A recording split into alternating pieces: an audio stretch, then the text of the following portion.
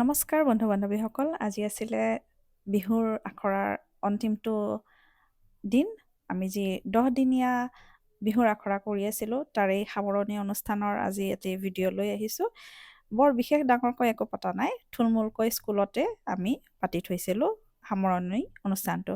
এই দুগৰাকী হৈছে আজিৰ বাবে আমি আমন্ত্ৰিত কৰি অনা ব্যক্তি।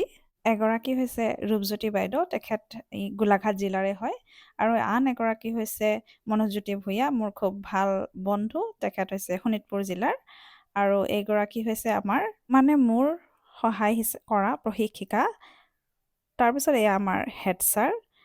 ইয়াৰ পিছতে কণমানিয়ে ৰূপজ্যোতি বাইদেউক সৰু মৰমৰ এটি উপহাৰ দিবলৈ বিচাৰিছিল।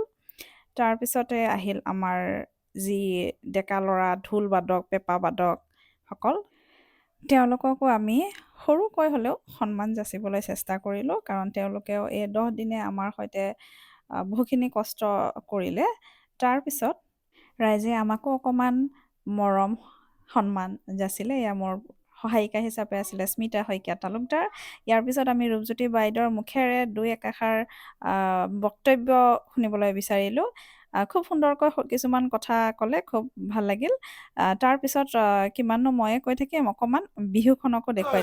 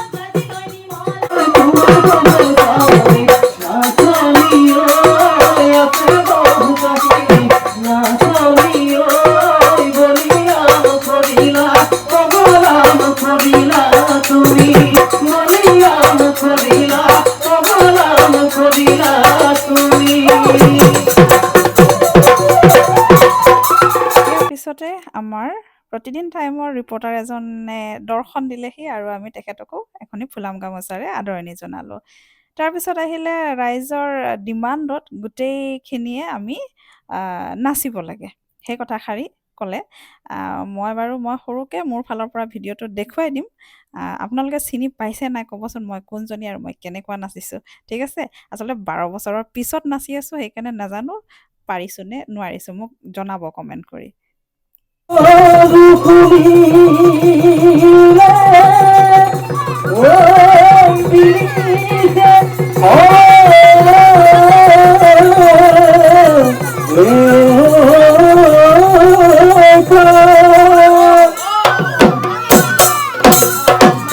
Eso solo de lo que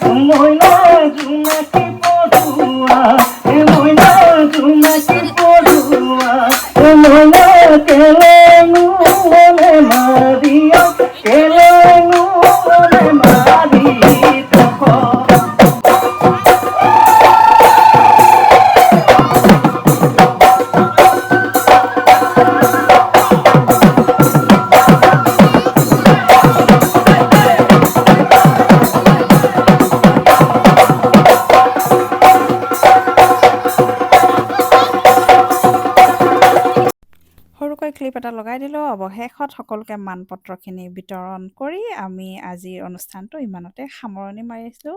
আশা কৰিছোঁ আপোনালোকে সকলোৱে ভাল পালে ভিডিঅ'টো চাই। Thank U.